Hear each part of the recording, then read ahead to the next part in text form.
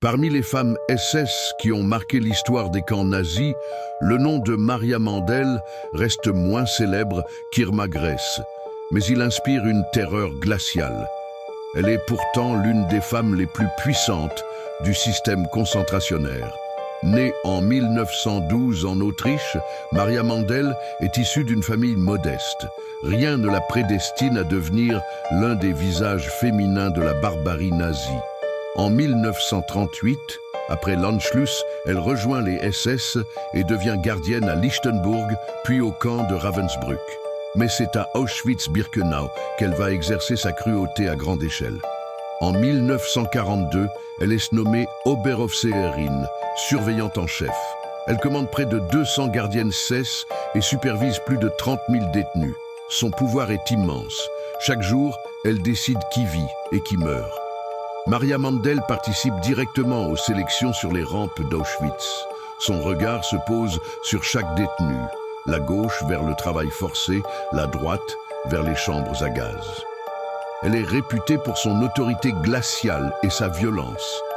Témoins et survivantes décrivent une femme sévère, au visage fermé, qui pouvait se montrer presque polie avant de désigner froidement une femme enceinte ou un enfant pour la mort.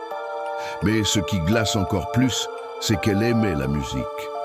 Maria Mandel fonde à Auschwitz l'orchestre féminin du camp composé de déportés. Elles doivent jouer chaque matin pendant les appels interminables et accompagner les colonnes qui partent vers la mort. Ces mélodies, souvent des valses ou des marches, deviennent la bande-son macabre du camp. Un mélange d'art et d'horreur qui laisse les survivantes traumatisées à jamais. Après la guerre, Maria Mandel est arrêtée en Bavière.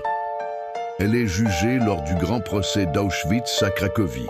Face au tribunal, elle nie avoir eu un rôle dans les exécutions massives, mais les témoignages accablants l'écrasent. Elle est reconnue coupable de crimes contre l'humanité. En janvier 1948, elle est pendue à Cracovie, à l'âge de 36 ans. Aujourd'hui, Maria Mandel reste une figure terrifiante. Une femme ordinaire qui s'est transformée en bourreau, convaincue d'obéir à un idéal monstrueux. Comme Irma Gress, elle incarne ce mystère glaçant. Comment une femme peut-elle se tenir au cœur de la machine de mort et y trouver sa place, voir du pouvoir et une forme de satisfaction? Si ce genre d'histoire vous passionne, abonnez-vous à la chaîne, activez la cloche et dites-moi en commentaire quelles autres figures méconnues vous aimeriez découvrir. Car l'histoire est pleine de visages dont il faut se souvenir.